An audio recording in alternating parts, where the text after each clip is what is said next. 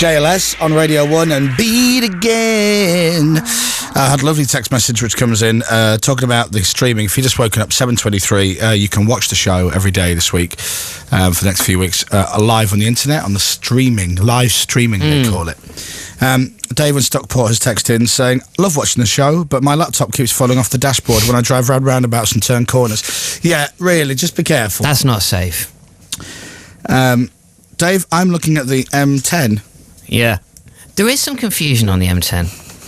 Totally motorways at Mark and St Albans. And it's weird because even though it's my game, I too have seen the exit signs for the M10, which looks very much like a motorway. Dave, I drive on the M602 at Manchester. This could be a very long game. This is it. There's a lot of high number motorways to get to.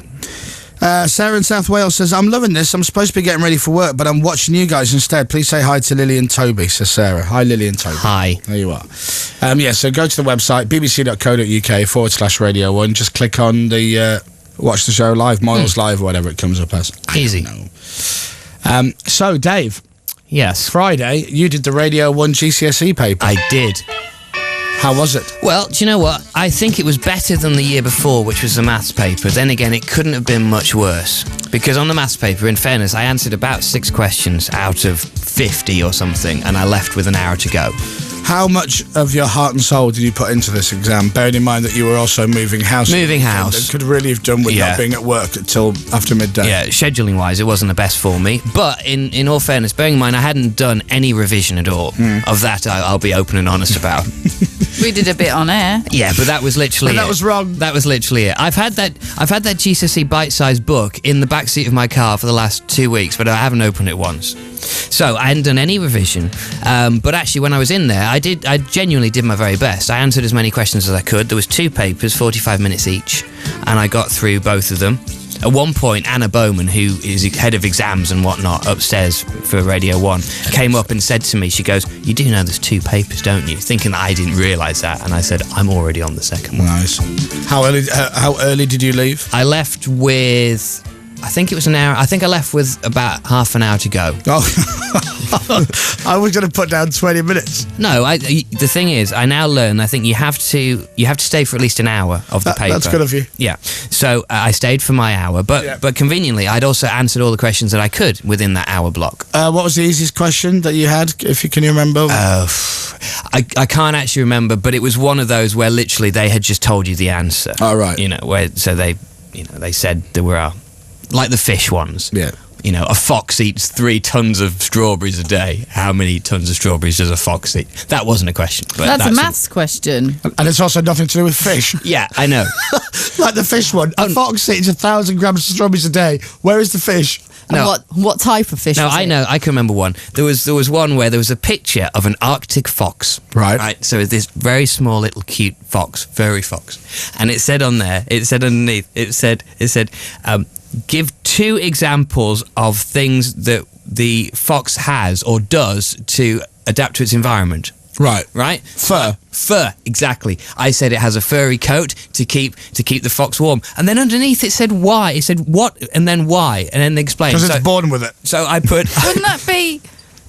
I put it has a furry coat to keep it warm, and then for explanation I put because wearing fur coats keeps you warm in cold places. Right. And then for the next one I said it was born there and has lived there all its life, because being born and living there all your life in somewhere makes you more adaptable to the climate. Doesn't an Arctic fox blend in with its environment? Oh, that's what I should have Isn't put. that what it is? Yeah. Oh yeah, that's it's camouflage. Camouflage. Yeah. I didn't put that. Can you remember any of the really hard questions? No. Was there anything that you just went, I'm just not even trying? Oh, there was stuff on. There was what was it? There was stuff on gases and carbon footprint and stuff, which I didn't really fully understand. Right. Did you get any photosynthesis questions?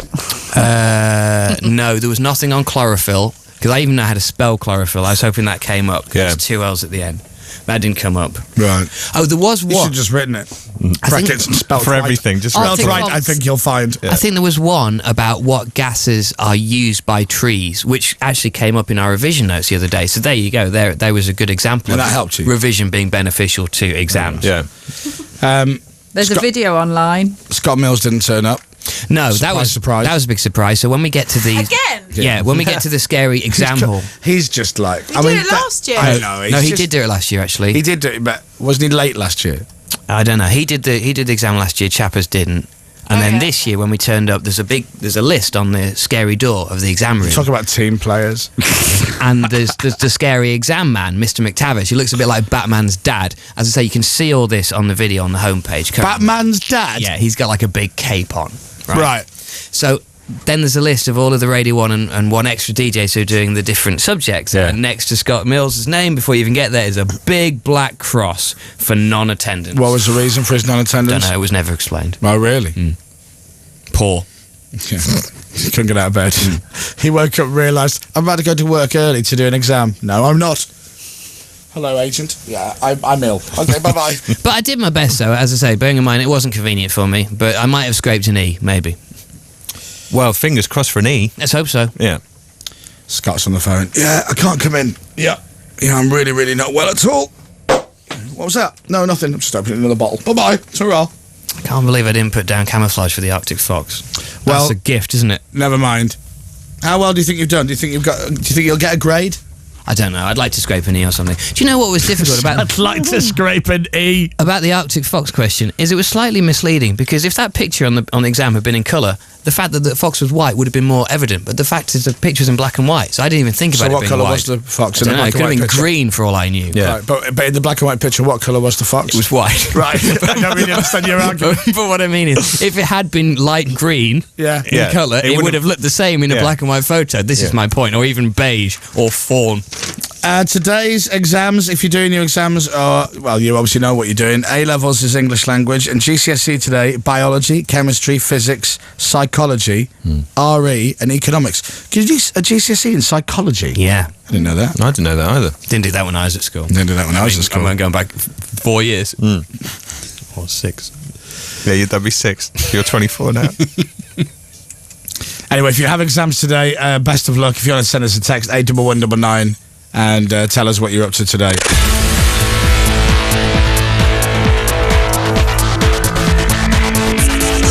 Psychology. Digital. FM. Online. This is BBC Radio 1. Here is a picture of Jordan. What's wrong with her? Question number 2. Here's a picture of Peter Andre. What's wrong with him? Question number 3. If a woman falls over in a forest on her own, is it your fault?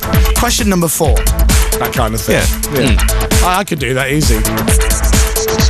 There is a video if you want to go on the website and have a look. Hi, Dave here, and here we go again after the brutal failure that was GCSE Maths. This time last year, I've been enrolled in a different subject, biology. Good morning. My name is McTavish, and I am your invigilator today. Nerves play a big part in the exam process. The nurse? Nerves. Right. Lots of people at the moment are fidgeting backstage. They're also comparing mascots, which I don't really understand because I didn't have one of those stupid mascots at school. Hello, I'm Aled and I'm doing geography, and this is my mascot. So Dave doesn't bring a mascot because he says it's pointless and stupid. Why would you want to do that? And then it cuts to Aled, who has brought a mascot. It's a Tickle Me Elmo doll. Therefore, proving Dave's point that mascots are stupid. No further questions. Unless he goes, oh boy, that tickles. Oh boy, when you wire a plug, the colours that you need are... Digital. FM. Online. This is BBC Radio 1. Which wouldn't really help him because he was doing French. So, When you wire the plug, the colours the neutral wire, is brown. Oh, an or accent. in French, brun. Yeah. Actually, no, brown's live, isn't it? Yeah, Yes, don't touch that. yes, oh, you're joking. Boom. I won't explain how you remember that. Oh boy, that tickles. Right, anyway, let's get the news from Dominic. It's 7:32. Newsbeat. And the main news this morning.